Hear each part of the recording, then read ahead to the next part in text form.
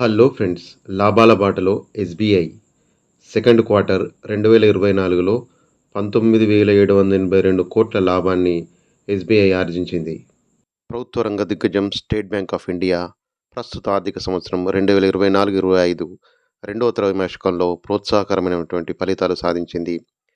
July September second క్వార్టర్లో consolidated నికర లాభం 23% పెరిగి 19,782 కోట్ల లాభాన్ని ఆర్జించింది. ఇక్కడ కన్సాలిడేటెడ్ నికర లాభం అంటే ఎస్బీఐ అనుబంధ సంస్థలైనటువంటి SBI life, SBI general insurance, debit cards, credit cards, SBI fund management, SBI capital market, ఈ విధంగా ఎస్బీఐ అనుబంధ సంస్థలన్నీ కలిపి సాధించినటువంటి నికర లాభమే ఈ కన్సాలిడేటెడ్ నికర లాభం. వడ్డీయేతర ఆదాయం మరియు ట్రెజరీ లాభాలు పుంజుకోవడం జరిగింది.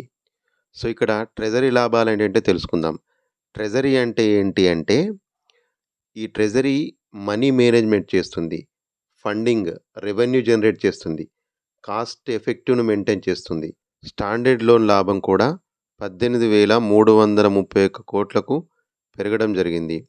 గతేడాది ఇదే సమయంలో 2023-24లో 14,330 కోట్లు మాత్రమే ఆర్జించడం జరిగింది. అయితే ఇక్కడ మనకు స్టాండర్డ్ లోన్ అంటే ఏంటో తెలుసుకుందాం. స్టాండర్డ్ లోన్ అంటే ఫిక్స్డ్ ఇంట్రెస్ట్ రేట్కు ఇచ్చేటువంటి లోన్స్ను మనం స్టాండర్డ్ లోన్స్ అంటాము.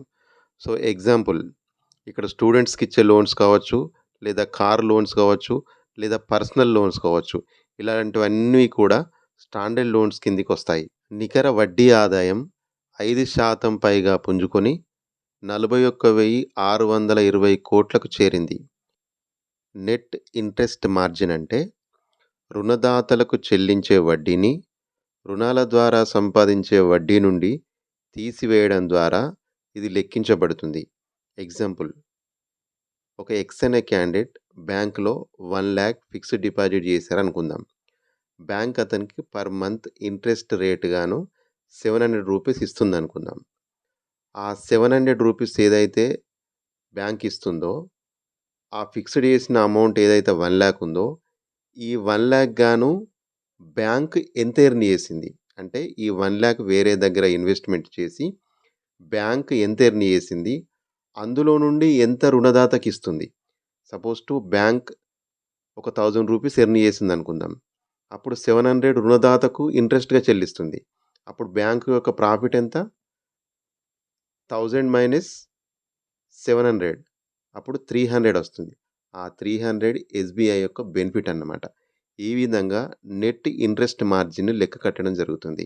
ఫారెక్స్ మరియు ట్రెజరీల మద్దతుతో వడ్డీయేతర ఆదాయం 42% పెరిగి 15,721 కోట్లను తాకింది.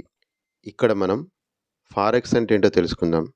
ఫారెక్స్ అంటే global electronic market place for trading international currencies. ఇక ఎస్బీఐ అనుబంధ సంస్థల విషయానికి వస్తే, జీవిత బీమా విభాగం నికర లాభం 6 నెలల్లో 761 కోట్ల నుండి 1,049 కోట్లకు పెరగడం జరిగింది. ఇక క్రెడిట్ కార్డుల విభాగం లాభం మాత్రం 1,196 కోట్ల నుండి 999 కోట్లకు తగ్గింది. ఏఎంసీ నికర లాభం 940 కోట్ల నుండి 1,374 కోట్లకు పెరిగింది. ఇక సాధారణ బీమా సంస్థ లాభం 60 కోట్ల నుండి 414 కోట్లకు ఎగసింది. సో ఈ ఇన్ఫర్మేషన్ మీకు నచ్చినట్లయితే please like, share and subscribe. Thank you.